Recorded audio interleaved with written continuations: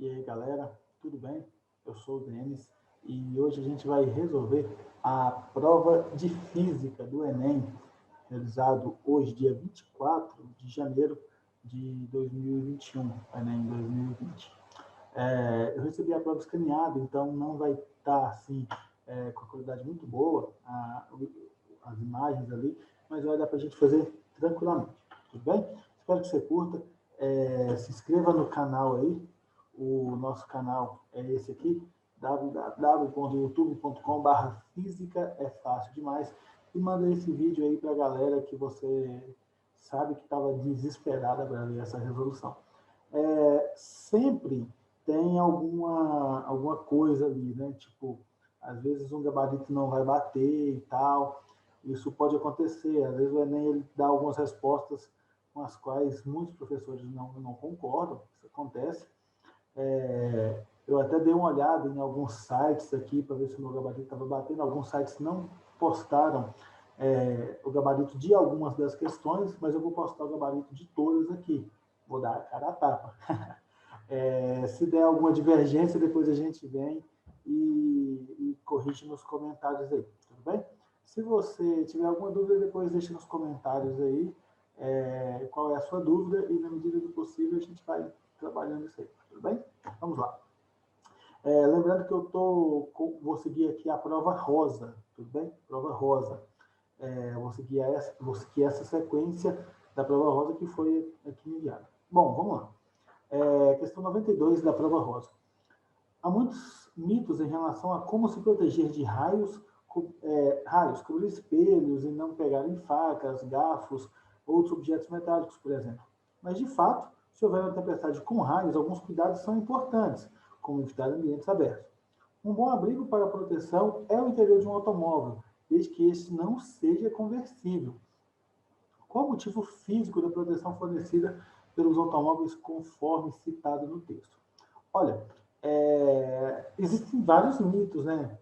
Algumas coisas são verdade. Por exemplo, não é interessante que você tome banho durante uma tempestade de raios. Não é bom que você use um telefone com fio, seu celular ligado a um carregador, porque se houver uma descarga elétrica, isso pode chegar até você. Isso é verdade. Mas tampar o espelho realmente não tem muito a ver, não, tá? O porquê que você ficar dentro de um carro é legal? Por causa da blindagem eletrostática. Se você ficar dentro do carro ali com a blindagem e o carro fechado, se você não encostar nenhuma parte do metal ali do carro, você vai estar seguro a isso. Não tem a ver com isolamento elétrico de pneus, nem o efeito de para-raios da antena, nem o escoamento da água pela lataria e nem aterramento pelo fio terra da bateria. Para que houvesse um aterramento ali para você descarregar tanta energia, esse fio deveria ser ligado na terra, tudo bem? Então, aqui para a gente, alternativa C, blindagem pela carcaça metálica, tudo bem? Nossa correção vai ser dinâmica, eu não vou te explicar todos os conceitos envolvidos, vou falar rapidamente, senão o vídeo vai ficar gigante, né? Questão 93. As moedas despertam o interesse de colecionadores, numistas e investidores há bastante tempo. Uma moeda de 100% cobre circulante no período do Brasil colônia pode ser bastante valiosa. O elevado valor gera a necessidade de realização de testes que validem a procedência da moeda, bem como a velocidade da sua composição. Sabendo que a densidade do cobre metálico é próxima de 9 gramas por centímetro cúbico, o investidor negocia a aquisição de um lote de 4 moedas, A, B, C e D, fabricadas supostamente de 100% de cobre e massas 26, 27, 10 e 36 gramas, respectivamente. Com o objetivo de testar a densidade das moedas, foi realizado um procedimento em que elas foram sequencialmente inseridas em uma proveta contendo 5 ml de água. Então, olha só, pessoal, olha o desenho aqui, ó. A proveta tinha 5 ml de água aqui. Essa questão, ela poderia ser resolvida na química também, tá? A química trabalha também com essa parte da densidade. Mas eu vou resolver ela aqui, tudo bem? Se eu colocar aqui uma moeda, a moeda A, aqui, ó, o volume estava em 5. Deixa eu pegar a minha anotação aqui, ó.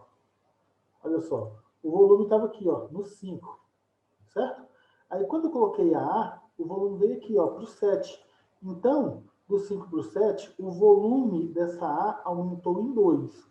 Aí, quando eu colocar esse corpo B, essa moeda B, do 7 vai para o 10. Então, aumentou 3.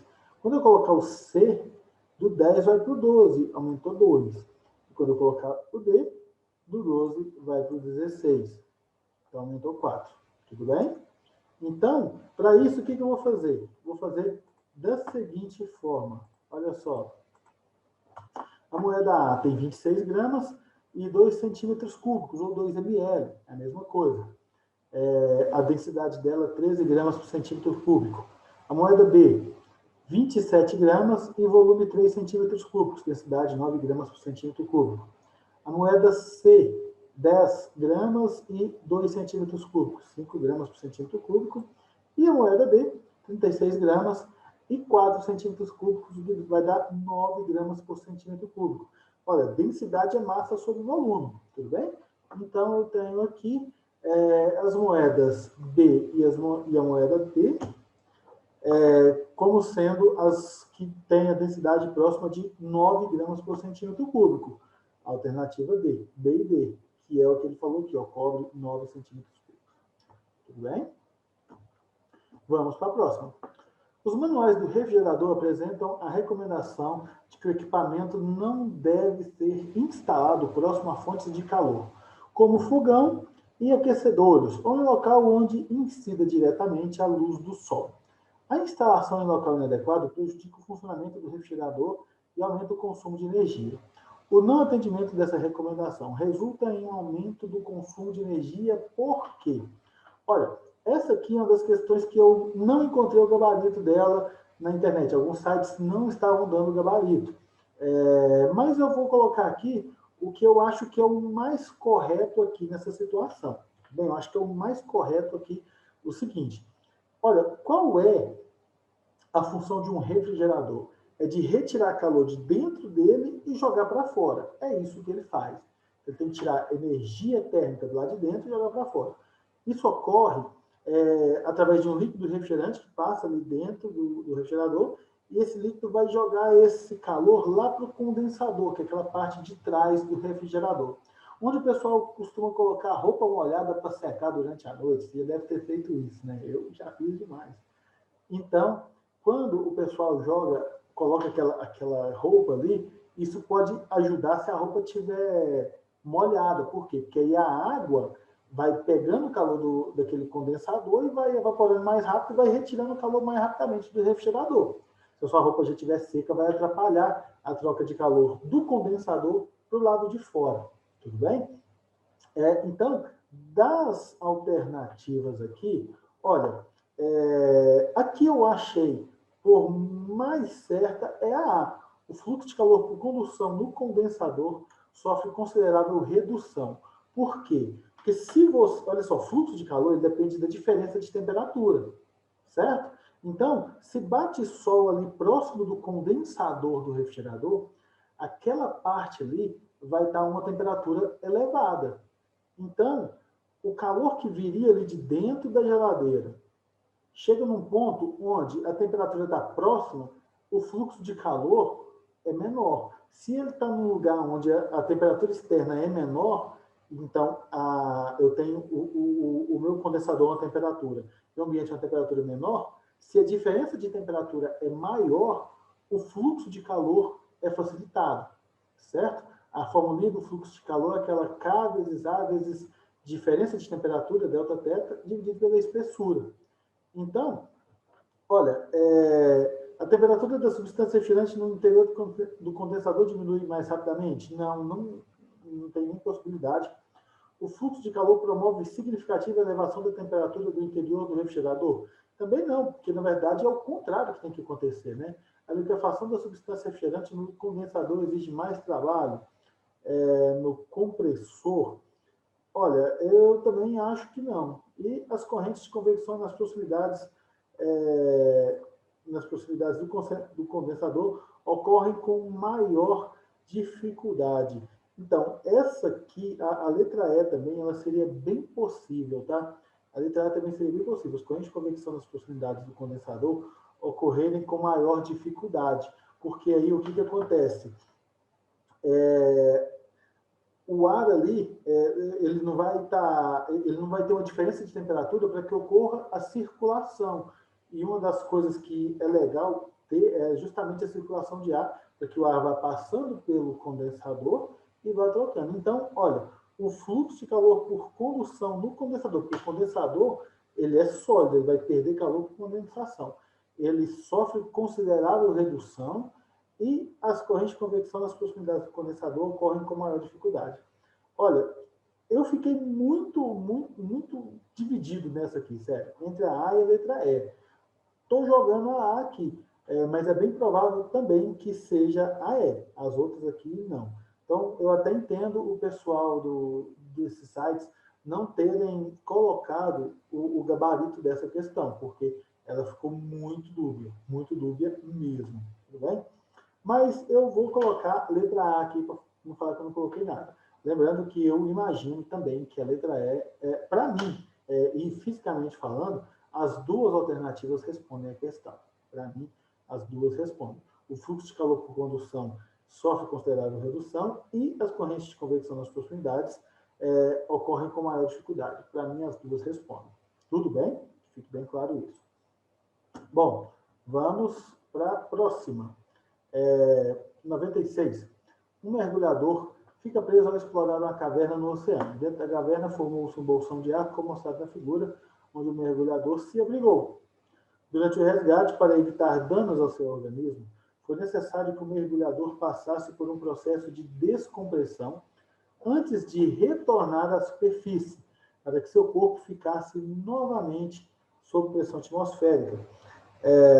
O gráfico mostra a relação entre os tempos de descompressão recomendados para indivíduos nessa situação e avaliação da pressão. Então, olha só, pessoal, se a variação de pressão fosse de 100 kPa, 20 minutos estaria bom. Se fosse de 400, 40 minutos. Se fosse de 500, 60 minutos. Se fosse de 600, 80 minutos. Se fosse de 700, 100 minutos. E a análise gráfica tranquila, né? Olha só, pessoal, essa questão aqui, se você se lembra bem da hidrostática, você resolve ela relativamente fácil, mas nem todo mundo, às vezes, lembra do tal do MCA. O que é o MCA? MCA é metros da coluna de água. A cada 10 metros de uma coluna de água, você aumenta 1 atm na pressão. E 1 atm é 100 kPa, ou 1 vezes 10 a quinta Pascal. Quilo significa 10 a terceira, deve estar lembrado, né? Então, 50 metros aqui, ó, esses 50 metros, ele faz com que a pressão aumente 5 atm, ou seja, 500 kPa, certo? 500 kPa, eu chegaria aqui que ele tem que ter um tempo de descompressão de 600 minutos. Mas como que eu vou calcular tudo isso, Denis? Da seguinte forma. Pressão é densidade vezes gravidade vezes altura. A densidade da água é 10 a terceira kg por metro cúbico, gravidade 10, altura 50. 50 vezes 10, 500 vezes 10 a terceira Pascal, 500 kPa. De acordo com o gráfico, 60 minutos. Tudo bem? Bora para a próxima. A Torre Eiffel, com seus 324 metros de altura, feita com treliças de ferro, pesava 7.300 toneladas quando terminou de ser construída, em 1889. O arquiteto resolve construir um protótipo dessa torre em escala 1:100, usando os mesmos materiais, cada dimensão linear em escala de 1:100 de um monumento real. Considere que a torre real tem a massa M torre e exerça na fundação sobre a qual foi erguida uma pressão P torre.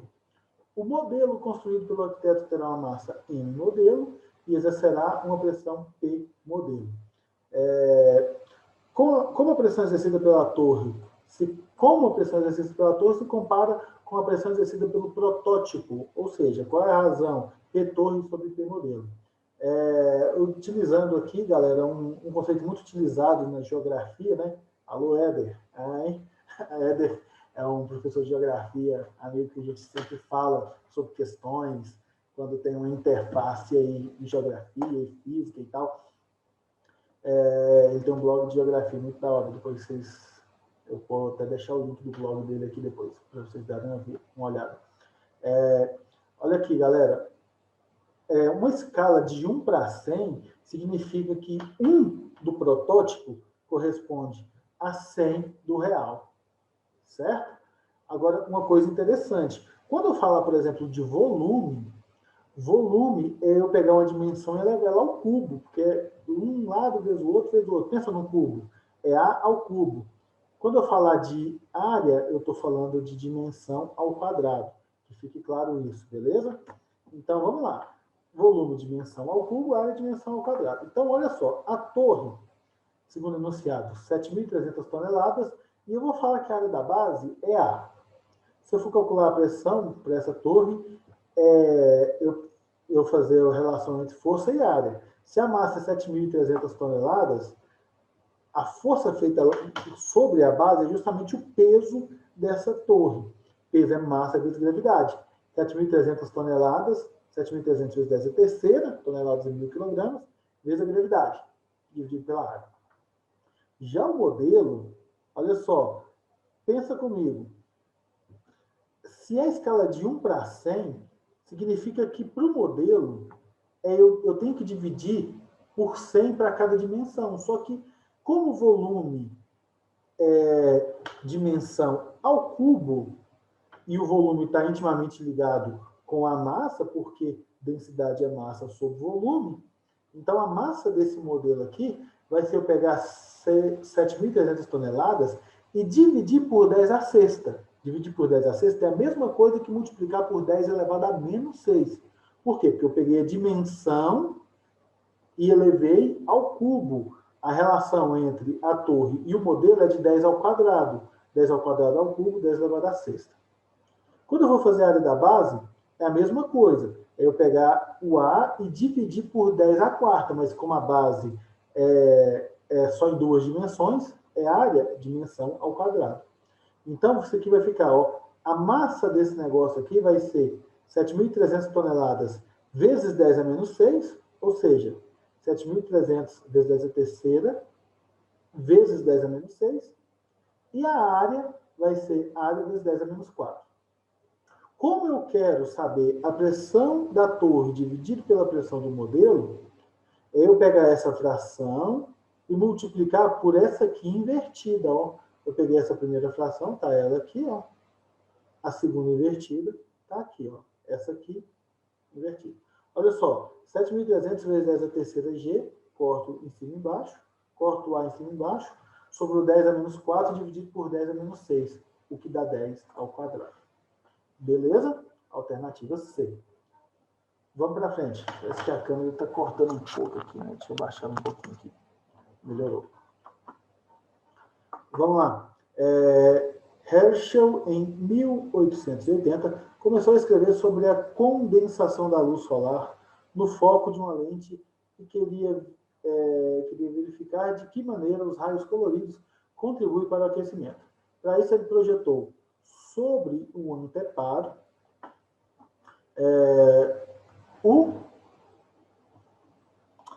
não dá para ver direito aqui, o solar obtido com um prisma. Eu não consigo ler essa última palavra aqui não, viu, pessoal? Para mim está meio borrado aqui. Mas, de toda forma, eu já vou comentar com vocês aqui qual é o experimento de Herschel. O que Herschel fez? De uma forma bem sucinta. Ele pegou a luz solar, passou pelo prisma, fez a dispersão dessa luz. O espectro solar aqui, ó, que é o espectro. Espectro solar obtido com prisma, colocou o termômetro nas diversas faixas de cor e verificou nos dados obtidos que um dos termômetros iluminados indicou um aumento de temperatura maior. Então, o que ele fez? Ele passou a luz por esse prisma, a luz se decompôs aqui, e aqui eu tenho A, B, C, D e E, com 5 termômetros, e eu quero saber qual é o termômetro que teria uma indicação de temperatura maior. Bom, ele percebeu que a temperatura crescia da parte azul do espectro para a parte vermelha. Uma coisa interessante, que quando ele fez esse experimento, ele viu que depois do vermelho, se aquecia mais ainda, que é onde ele chamou de infravermelho. Então, onde que vai aquecer mais aqui? Ó, seria justamente no ar, aqui na região do infravermelho. Tudo bem? Essa é a experiência de Herschel. Depois você dá uma procurada e dá uma lida sobre ela. Vamos mais. Uma pessoa, questão 100, prova rosa, não se esqueça, prova rosa. Uma pessoa percebe que a bateria do seu veículo fica descarregada após 5 dias sem uso. No início desse período, a bateria funcionava normalmente e estava com um total de sua carga nominal, 60 amperes-hora. Pensando na possibilidade de haver uma corrente de fuga, que se estabelece mesmo com os dispositivos do veículo desligados, ele associa um perímetro digital ao circuito do veículo. Qual dos esquemas indica a maneira com que o amperímetro deve ser ligado e a leitura por ele realizada? Olha só, pessoal, amperímetro é um instrumento de medição. Sendo um instrumento de medição, ele vai medir alguma coisa. O que o amperímetro mede? Corrente. Os dois que a gente mais fala é amperímetro e voltímetro. Eles têm grandes diferenças. O amperímetro mede corrente, o voltímetro mede DDP. O voltímetro deve ser ligado em paralelo com o que você quer medir. E amperímetro deve ser ligado em série com o que você quer medir. Então, se em alguma das opções você vê um amperímetro em paralelo, está errado, ele vai fechar curto. Então, eu vou descartar a letra A, que olha só, o amperímetro aqui, ó, ele está ligado em paralelo com a bateria. A letra B pode ser. A letra C, o amperímetro também está ligado em paralelo com a bateria, automaticamente paralelo com o circuito elétrico também. E a letra E, o amperímetro também está ligado em paralelo com o circuito, automaticamente em paralelo com a bateria. Sobrou a letra B e a letra D. Só que qual vai ser a corrente que ele vai achar? Olha só, a carga é corrente vezes tempo. 60 amperes-hora significa que se eu colocar a corrente em amperes e o tempo em hora, eu vou achar qual que é essa quantidade de carga. Dá até para você fazer uma relação entre esse amperes-hora e coulomb, o que não é o nosso caso aqui agora. Então, a quantidade de carga, 60. E eu não sei quanto que é. O tempo, ele falou que foram 5 dias para descarregar totalmente. 5 dias com 24 horas dá 120 horas. 60 por 120, meio ampere, o que dá a alternativa B. Certo? Bora para mais uma questão da prova rosa. Agora a questão 102. Nos desenhos animados, com frequência se vê um personagem correndo na direção de um abismo, mas, ao invés de cair, ele continua andando no vazio e só quando percebe que não há nada sob seus pés é que ele para de andar e cai verticalmente. No entanto, para observar uma trajetória de queda no experimento real, pode-se lançar a bolinha com velocidade v constante sobre a superfície de uma mesa e verificar o seu movimento de queda até o chão. Qual figura melhor representa essa queda? Nessa questão, a gente trabalha sobre o princípio da independência dos movimentos, pessoal. O que é esse princípio da independência dos movimentos? Direção X, direção Y, independentes. Na direção X aqui para a gente, o movimento se dá de forma uniforme. A velocidade X não varia. Na direção Y, é como se fosse uma queda livre, ou seja, um movimento acelerado. A velocidade vai aumentando uniformemente com o tempo, certo? Mas, o que acontece? A distância, ela aumenta com a função de segundo grau em relação ao tempo. Então, eu vou ter aqui uma trajetória parabólica.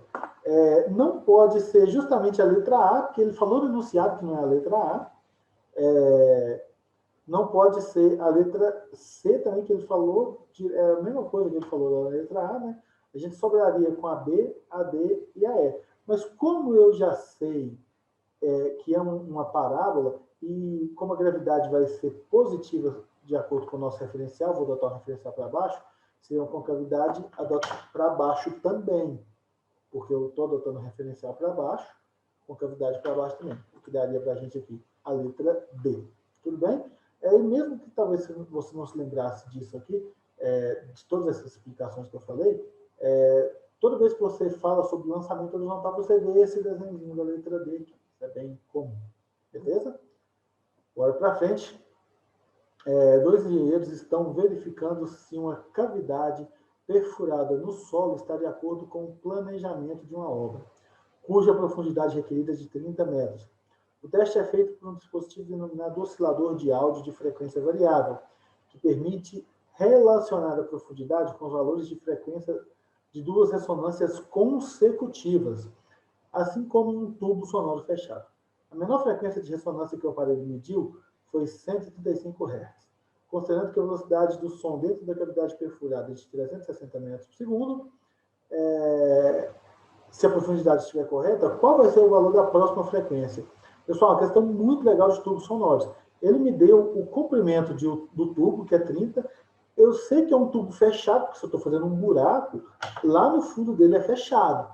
E eu tenho uma das frequências emitidas igual a 135 Hz. Não sei qual é esse harmônico, mas eu sei que ele tem frequência 135. Então, pessoal, eu tenho o seguinte. Quando eu falo de tubo fechado, os harmônicos são ímpares. 1, 3, 5, 7, 9, 11, tudo bem? Então, Fn igual a Nv sobre 4L, 135, que é a frequência desse harmônico. Eu não sei qual é esse harmônico, velocidade 360, 4 vezes o L, que é o 30. Passa esse 4L multiplicando, vou achar que o N é 45, tudo bem? Aqui que está o pulo do gato.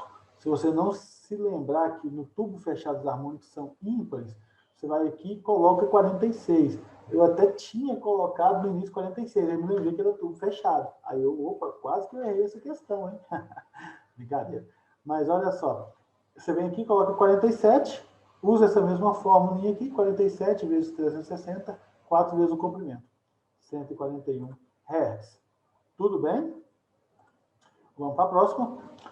Mesmo para peixes de aquário, como o peixe arco-íris, a temperatura da água fora da faixa ideal de 26 a 28 graus Celsius, bem como a sua variação brusca, pode afetar a saúde do animal. Para manter a temperatura da água dentro do aquário na média desejada, utilizam-se dispositivos de aquecimento como o termostato.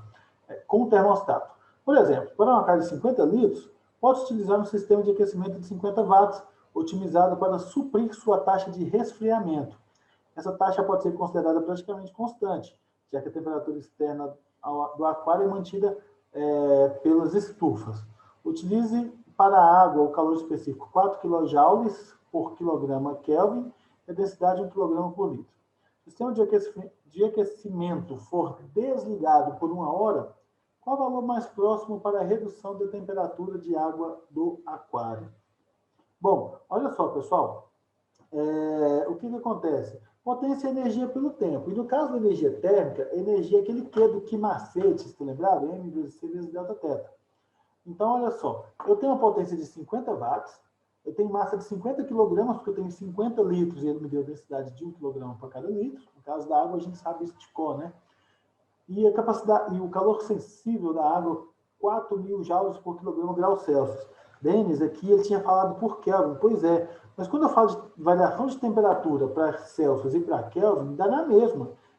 Se variar a temperatura em 50 graus Celsius, vai variar em 50 Kelvin também. Kelvin não tem grau. Tudo bem? E o tempo de 3.600 segundos, que é 1 hora. Então, a energia, aqui nesse lugar, eu vou colocar M vezes C vezes delta teta. Esse tempo passando para cá multiplicando, 50 vezes 3.600 é igual a 50 vezes 4.200 vezes delta teta, variação da temperatura. Você corta 50 com 50, corta 0,000, vai sobrar 36 por 42, o que dá 0,85. O valor mais próximo é 0,9. Tudo bem?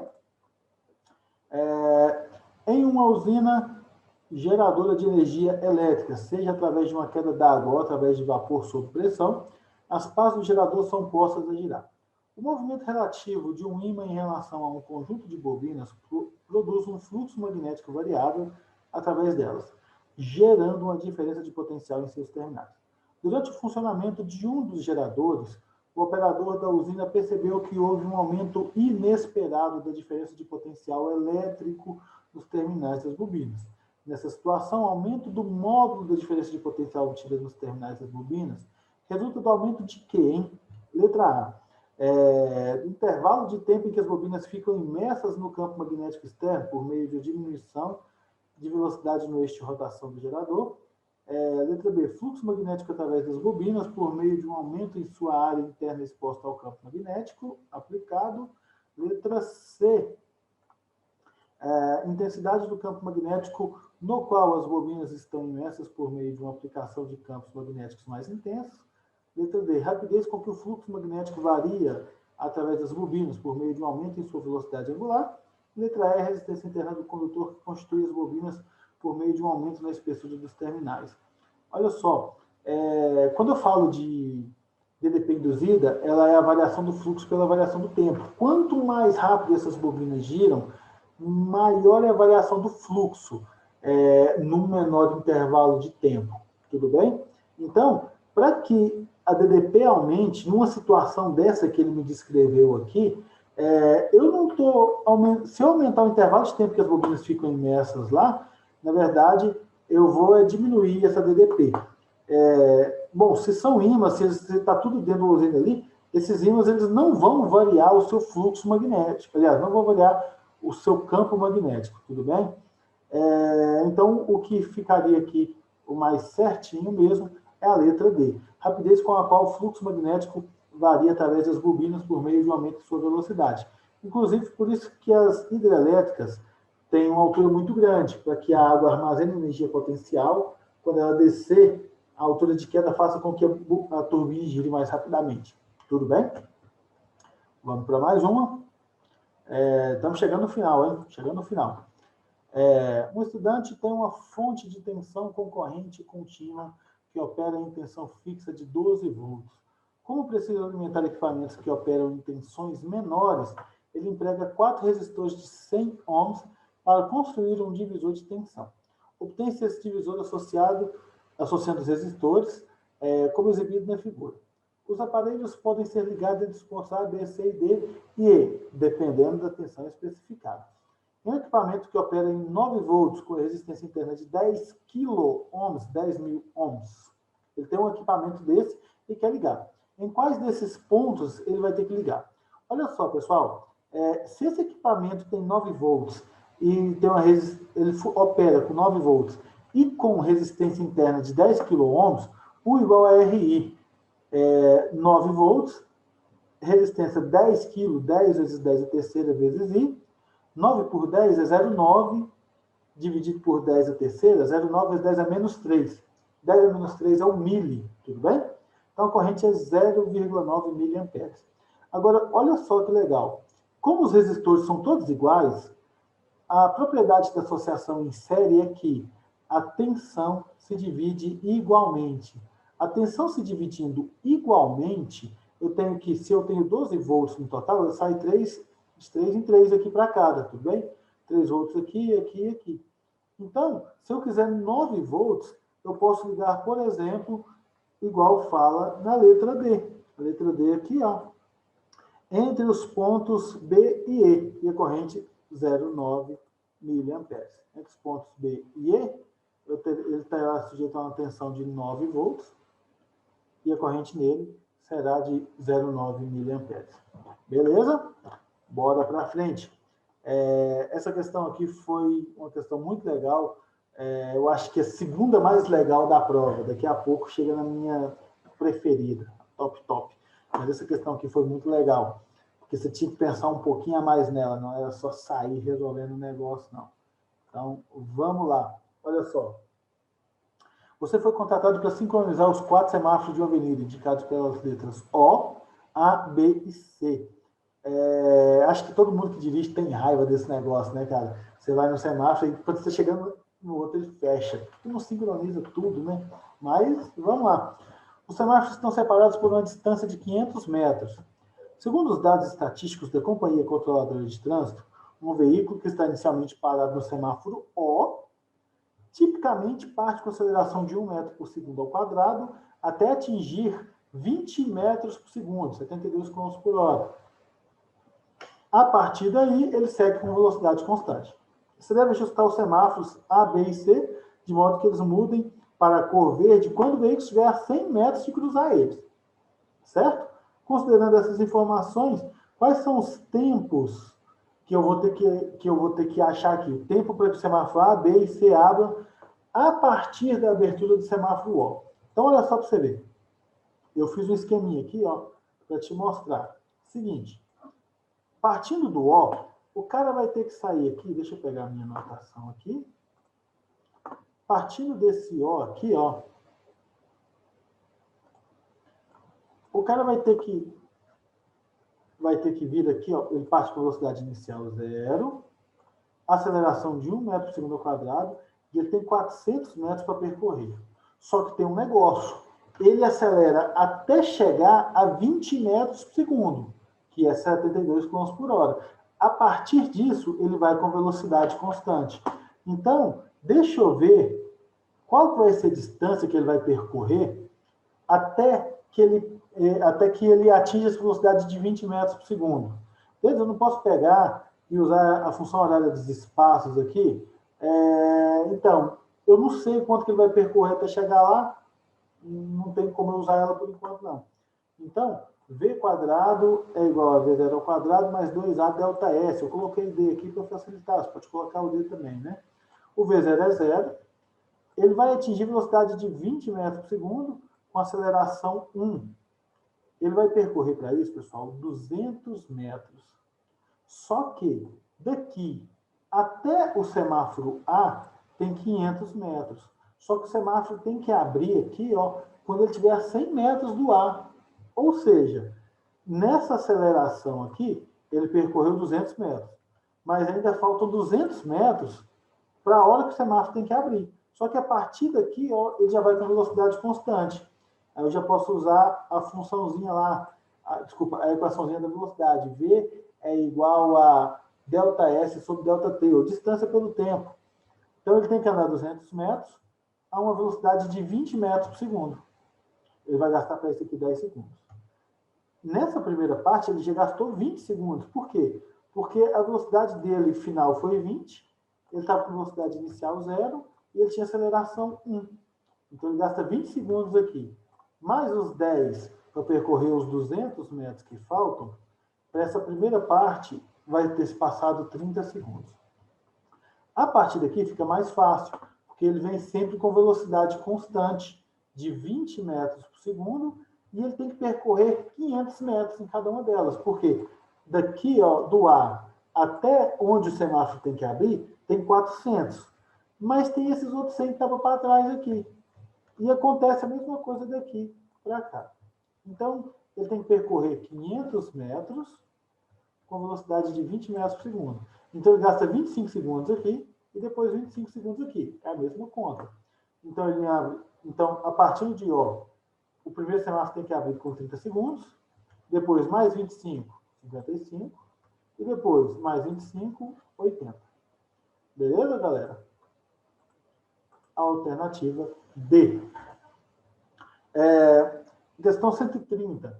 Já caiu no Enem há alguns anos atrás, não exatamente essa questão, mas a pergunta era idêntica, era a mesma coisa. As panelas de pressão reduzem o tempo de cozimento dos alimentos por elevar a temperatura de ebulição da água. Os usuários conhecedores do utensílio normalmente abaixam a intensidade do fogo em panelas de pressão após estas iniciarem a saída dos vapores. Ao baixar o fogo, reduz a chama, pois assim evita o quê? Olha só, pessoal, é uma questão muito legal. O que acontece? Olha só, eu deixei aqui o diagrama de fases da água. Por que eu utilizo uma panela de pressão? Pelo seguinte, ó. A 1 atm de pressão, a água vai ferver a 100 graus Celsius. Só que, se eu conseguir aumentar a pressão lá dentro dessa panela, a água ferve a mais de 100 graus Celsius. Sei lá, se eu colocar aqui 3 atm, não sei, 105, 110, 120 graus Celsius, mas vai ter uma temperatura maior, consequentemente, vai cozinhar mais rápido. Denis, se eu abaixar o fogo da panela de pressão, o que acontece? Você apenas diminui o consumo de gás. Por quê? Porque olha só, de gás, ou no caso elétrico, né, se for fogão elétrico, você pode ir lá e diminuir a temperatura dele lá, né, desses de indução novos que estão tendo aí. O que acontece aqui, ó? Se a água está fervendo, ela está a uma determinada temperatura. Se eu aumentar o fogo, eu não aumento a temperatura dessa água. Para eu aumentar a temperatura dessa água, eu tenho que aumentar a pressão, igual eu estou te mostrando aqui. Então, a água, você colocou uma panela de pressão no fogão, ela começou a fazer aquele barulho, quer dizer que tem água passando do estado líquido para o estado vapor, ela está em ebulição, e se eu diminuir o fogo de forma que ainda continue saindo vapor, eu não vou diminuir a temperatura da água. Apenas vou diminuir o consumo de gás ali. Entende? Então, posso fazer isso que dá certo? Pode. Você pode testar isso aí. Beleza? Da alternativa é. Já caiu essa mesma questão no Enem alguns anos atrás. Agora, essa questão aqui, gente, eu tenho que dar um sorriso para ela, porque essa questão eu espero que ela caia há uns 3 anos. Essa semana eu estava dando umas dicas para o pessoal no Instagram, coloquei lá fazendo uns stories e mostrando algumas coisas para o pessoal, e eu falei sobre o controle ativo de ruído na hora que a gente estava falando sobre ondas. É uma questão sensacional, uma coisa muito simples, mas eu acho muito legal. Eu jurava que esse negócio ia cair o ano passado, não caiu, esse ano caiu. Eu estou muito feliz de ver essa questão, porque quem acompanhou as dicas, além de outras que eu falei disso aqui especificamente. E eu estou muito feliz pelo fato disso aqui não ser algo tão, assim, embora é algo comum, mas não é algo talvez tão falado. E como eu tenho falado disso aqui, eu achei muito legal. Bom, eu não vou ler todo esse texto aqui. Ele só me fala que eu tenho um controle ativo de ruído aqui. O que é um controle ativo? Não é algo passivo. Ele capta o som e cancela isso eletronicamente. Ele reduz os ruídos inconsistentes. Como que ele faz isso? Através de uma interferência destrutiva. Alguns carros têm esse controle ativo. Ele tem alguns microfones espalhados no carro, lá nas entradas de som, e alguns alto-falantes que vão emitir um som em oposição de fase. Aí você tem uma superposição, interferência de duas ondas.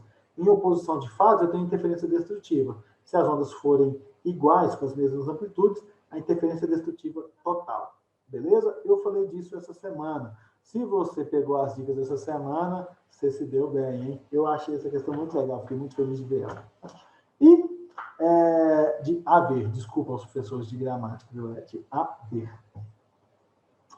Não sei se é haver ou se é vila, sei lá, alguma coisa, de ver ela mesmo, né? Vai ser mesmo.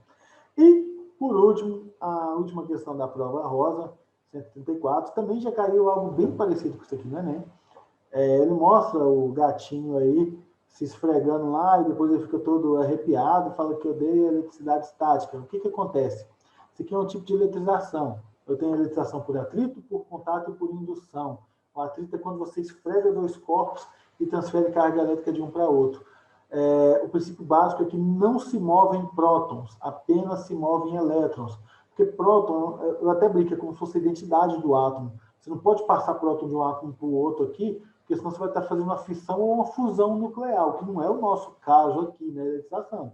Isso pode acontecer em outra situação, em outras condições. Para a gente aqui, a única coisa que se move são elétrons. Então, movimentação de elétrons entre a calça e os pelos do gato. Perfeito, galera? Galera, eu agradeço demais se você assistiu esse vídeo. Por favor, deixa seu joinha aí, se inscreve no canal, estou sempre postando alguns vídeos aí, tem vários vídeos aqui no canal de assuntos aí. Com o início da pandemia, a gente começou a gravar muita coisa, então disponibilizei todos aqui.